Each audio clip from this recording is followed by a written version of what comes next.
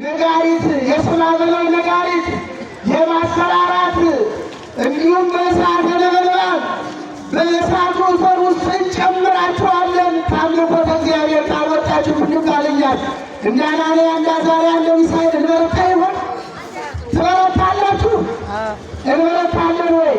እኛን እኮ ረሃብ ችጋር እኮ ከእምነት ያወጣናል። እኛ እኮ ነገር ከቤተ ክርስቲያን ያርቀናል። እኛን እኮ ክፉ ሰዎችን አይተን ከቤተ ክርስቲያን እንርቃለን።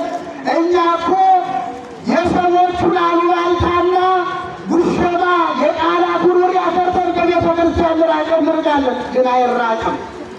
ምክንያቱም እግዚአብሔር እሳትን ሲያመጣ ውሃንም እንደሚያመጣ ካመናችሁ አትርቁም። በእሳቱ መካከል እግዚአብሔር ውሃው ቅርብ ነው። በሚባሉት በሚበሉት አራዊት መካከል እግዚአብሔር ቅርብ ነው። በጉድጓዱ መካከል እግዚአብሔር ቅርብ ነው። በችግር መካከል እግዚአብሔር ቅርብ ነው። ቅርብነቱ ደግሞ ምንድን ነው? 5000 ሕዝብ ሴቶችና ሕፃናትን ሳይጨምር ኢየሱስ ክርስቶስ ባርኮ አበርክቶ አብልቶ አጠጥቶ 12 መሶብ ፍርፋሪ ተነሳ ይላል። በሁለት ዓሣ በ5 እንጀራ እግዚአብሔር ይችላል አይችልም?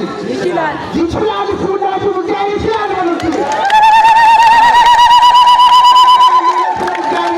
አንጠራጠረውም። እግዚአብሔር ልባችን ያበረታል። እግዚአብሔርን የሚያም ወዱ ክንቴን ይላል እግዚአብሔር መታመኛው እግዚአብሔር ዘንድ የሆነ አይጠራጠርም። በእሳት መካከል ያለ ስለዚህ በእግዚአብሔር የታመኑትና አናንያና አዛርያ እነ ሚሳኤል እነ ሲድራቅ ሚሳቅ አብደናጎ ይህንን አዋጅ በጆሮአቸው ይሰሙ ነበረ። የንጉሡን አዋጅ ፈጣን ነው። የንጉሥ አዋጅ። በዚህ አዋጅ የማይተባበር የሰው ዘር በሙሉ በእሳት ውስጥ ይወረወራል። በጭካኔ ይጣላል። ሀብት ለመለቱ ይወረሳል። በዚህ መካከል ጆሮአቸው ይሰማል። ሁሉም ሰው አዋጁ ሰምቶ በርከክ አለ። በጣዖቱ ፊት ሰገደ። አምላካችን ይሄ ነው። አምላካችን አንተ ያቆምክልን ጣዖት ነው። አምላካችን የናቡከደነፆር ምስል ነው ብሎ ሁሉም ሕዝብ ሲመለከት እነዚህ 3 ወጣቶች የሃይማኖት አርበኞች በዚያ በተሰበሰበው ሕዝብ መካከል እንደ ጅብራ እንጨት እንደደረቀ እንጨት ቆመው ሳይሰግዱ ታዩ። ፈጥነውም እነዚህ አዋጅ ነጋሪዎቹም ወደ ንጉሥ ሄዱና አንተ በባቢሎን አውራጃ የሾምካቸው የላመ ዕጣን እንዲበሉ ያደረግካቸው ምቾትን የተለማመዱ እነዚህ አይሁዳውያን ባዕዳን ከሰው ሀገር የመጡ በእኛ ሀገር ተሹመው ከብረው እያለ ይኸው አንተን ንቀው ለምስልና ላቆምከው ለዚህ የማይሰግዱ እነማን ናቸው ብለው ለንጉሡ ነገሩት። ንጉሡም ይህን ሲሰማ እጅግ በጣም ተቆጣ። አዎ እንደተደፈረ ነዋ ንጉሥ የሚረዳው። ተንቄአለሁኝ፣ ክብሬ ተነክቷል፣ ተዋርጃለሁኝ። ማነው እንግዲህ እኔን የሚፈራኝ ብሎ ለክብሩ የሚጠነቀቀው ንጉሥ። ከዚህ በኋላ አሰሯቸው። እነማን ናቸዋል?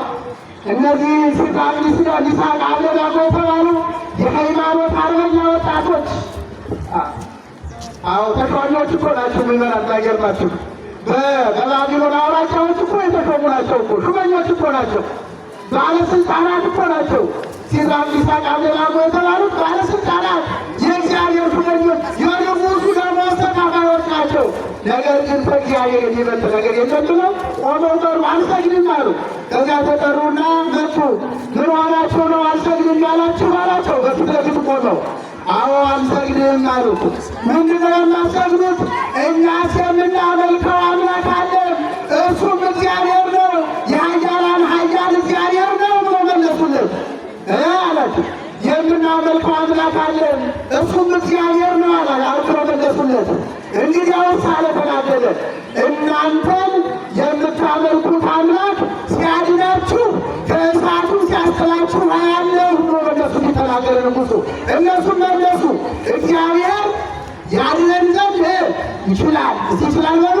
ይችላል። እስቲ ሁላችሁም ይችላል በሉ። እስቲ ይችላል። እግዚአብሔር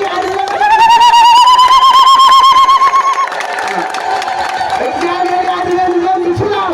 ቢያድነን እንኳኑ አያችሁ ቢያድነን እስከ ሞት የቆረጠ ትውልድ እስከ ሞት የቆረጠ ወጣት ጀግና በያድነንም እንኳ አንተ ላቆምከው ጣዖት ምስል አንሰግድም አሉት። የድሮውን ቃሉት ንጉሥ ነው የድሮውን ቃሉት።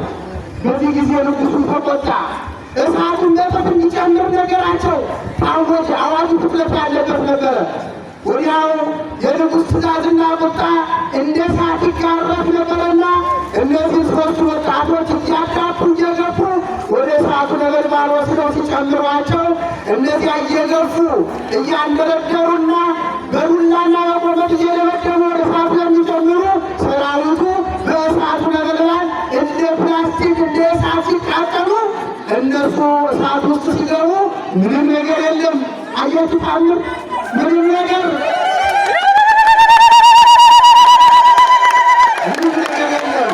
ከዚያ በኋላ እሳቱ መካከል እሳቱ እንደ ውሃ እሳቱ በሚያቀዘቅዝ የልብሳቸው ዘር የፀጉራቸው አንዷ ፀጉር እንኳ በእሳት ሳትበላ ሳትቃጠል ልብሳቸውን የእሳት ከሰልና የእሳቱ ነበልባል ሲያቃጥለው በእሳቱ መካከል ይትባረክ እግዚአብሔር አምላክ አበዊነ እኩት ወስቡስ ይከላለም።